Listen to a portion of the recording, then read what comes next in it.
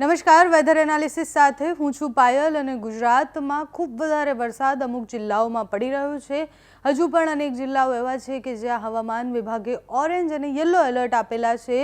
આગામી 2 દિવસ સુધી ગુજરાતમાં સતત વરસાદ પડવાનો છે। વિસ્તાર બદલાઈ જશે, જિલ્લાઓ બદલાઈ જશે, પણ તીવ્રતા વધતી દેખાશે। જે સિસ્ટમની આપણે વાત કરી હતી, અહીંયા એક સાયક્લોનિક સર્ક્યુલેશન સિસ્ટમ મધ્યપ્રદેશ પાસે બની હતી। એ ધીરે ધીરે એનો ટ્રફ જે છે એ અરબી સમુદ્ર સુધી ખેંચાઈને આવ્યો અને ટ્રફ અરબી સમુદ્ર સુધી ખેંચાઈને આવે એટલે ગુજરાત ઉપરથી એ સિસ્ટમ પસાર થાય। એટલે એ સિસ્ટમ જેમ જેમ ગુજરાત ઉપરથી પસાર થશે એમ ગુજરાતમાં જિલ્લા પ્રમાણે ભારે વરસાદ પડવાની સંભાવના છે। આજના દિવસમાં સૌરાષ્ટ્રમાં વરસાદની સંભાવના છે। જામનગરની આસપાસના વિસ્તારોમાં ખૂબ વધારે વરસાદ પડી શકે તેવી સંભાવનાઓ અત્યારે વિંડીમાં જોઈએ તો ખબર પડે। રાજકોટમાં ખૂબ વધારે વરસાદ પડવાનો છે, ગોંડલમાં ખૂબ વધારે વરસાદ, અમરેલી, ચોટીલા, બોટાદ, ભાવનગર, જૂનાગઢ, દ્વારકા અને આખા કચ્છમાં સાર્વત્રિક વરસાદની સંભાવના છે। કચ્છમાં પણ ખૂબ વધારે વરસાદ પડી શકે। વડોદરામાં ભારે વરસાદના એંધાણ દેખાઈ રહ્યા છે। અમદાવાદમાં વરસાદ પડશે। ગઈ રાત્રે પણ અમદાવાદમાં ખૂબ વધારે વરસાદ અમુક વિસ્તારોમાં પડ્યો હતો અને બાકીના વિસ્તાર મધ્ય ગુજરાતના જે છે ત્યાં પણ વરસાદ પડશે। પણ એ ટ્રફ જેમ જેમ પસાર આગળ જઈ રહ્યું છે એમ મધ્ય ગુજરાતમાં એની સામાન્યથી મધ્યમ અસર દેખાશે। અત્યાર સુધી મધ્ય ગુજરાત અને દક્ષિણ ગુજરાતમાં ખૂબ વધારે વરસાદ પડી રહ્યો, હવે એ વરસાદની તીવ્રતા થોડી ઓછી થઈ ગઈ છે, પણ દિવસ જેમ જેમ આગળ જશે આગળ જેમ જેમ સિસ્ટમ બચશે એની અસરો ઓછી થતી દેખાશે। કચ્છમાં વધારે વરસાદની સંભાવના છે, મધ્ય ગુજરાતમાં પણ વધારે વરસાદની સંભાવના છે।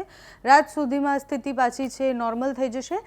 રાજસ્થાનની આસપાસ રાજસ્થાન પર પણ એક સિસ્ટમ બની રહી છે, એ સિસ્ટમની અસર પણ ઉત્તર ગુજરાતના ભાગોમાં થવાની છે। એટલે તમે જુઓ કે 27 તારીખે ઉત્તર ગુજરાતમાં ખૂબ વધારે વરસાદની આગાહી છે। મહેસાણા, પાલનપુર, ડુંગરપુર અને એ રાજસ્થાનની બોર્ડર સાથે અડીને જેટલા પણ વિસ્તારો છે એ બધા જ વિસ્તારોમાં વધારે વરસાદ પડશે।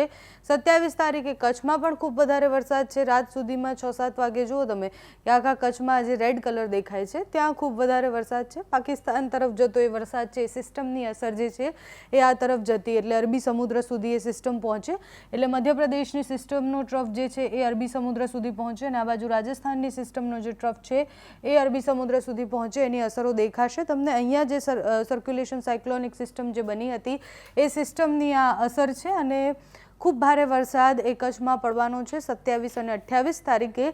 કચ્છમાં ચોમાસાનો જે જોઈએ શરૂઆતનો જે વરસાદ છે એટલો નહોતો પડ્યો, પણ આ 2 દિવસમાં કચ્છમાં પણ ખૂબ વધારે વરસાદ પડશે।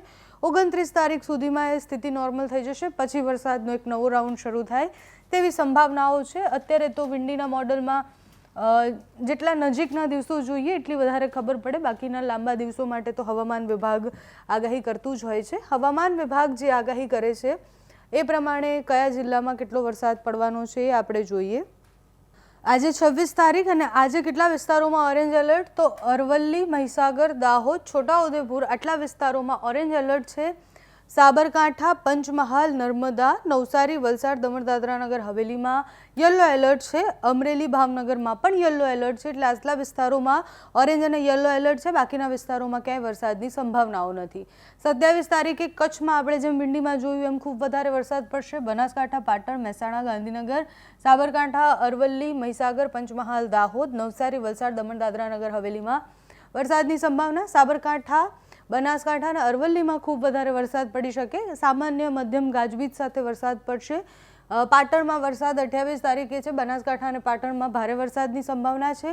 કચ્છ અને આપણે જે પ્રમાણે જોયું એ પ્રમાણે દેવભૂમિ દ્વારકા, જામનગર અને મોરબી, આ બાજુ મહેસાણા, સાબરકાંઠા, અરવલ્લી, મહીસાગર, દાહોદ, આ બાજુ નવસારી, વલસાડ, દમણ, દાદરા નગર હવેલીમાં વરસાદની સંભાવના 28 તારીખે સ્થિતિ રહેવાની છે।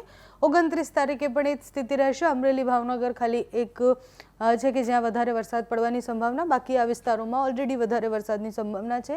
29 તારીખે સુરતમાં પણ વરસાદ પડી શકે છે। નવસારી, વલસાડ, દમણ, દાદરા નગર હવેલીમાં તો સતત વરસાદ પડવાનો છે। એટલે વિંડીનું મોડલ જોઈએ કે હવામાન વિભાગની આગાહી જોઈએ, બંને એકદમ સંકળાયેલા લાગી રહ્યા છે, કારણ કે વિંડીના મોડલમાં પણ રાજસ્થાન તરફથી બનતી એ સિસ્ટમ, રાજસ્થાન પર બનેલી એ સિસ્ટમ એ જેમ જેમ અરબી સમુદ્ર તરફ આગળ વધશે એમ એની અસર ઉત્તર ગુજરાતને ખૂબ થવાની છે, કચ્છને ખૂબ થવાની છે। બીજી બાજુ મધ્યપ્રદેશમાં બનેલી એ સિસ્ટમ જેમ જેમ આગળ વધશે એની અસર મધ્ય ગુજરાત અને સૌરાષ્ટ્રને વધારે થવાની છે। તમારે ત્યાં કેવો વરસાદ છે? કારણ કે મોટાભાગના વિસ્તારોમાં હવે તીવ્રતા થોડીક ઓછી થઈ ગઈ છે। અમુક વિસ્તારોમાં અમુક કલાકોમાં ખૂબ વધારે વરસાદ પડ્યો છે।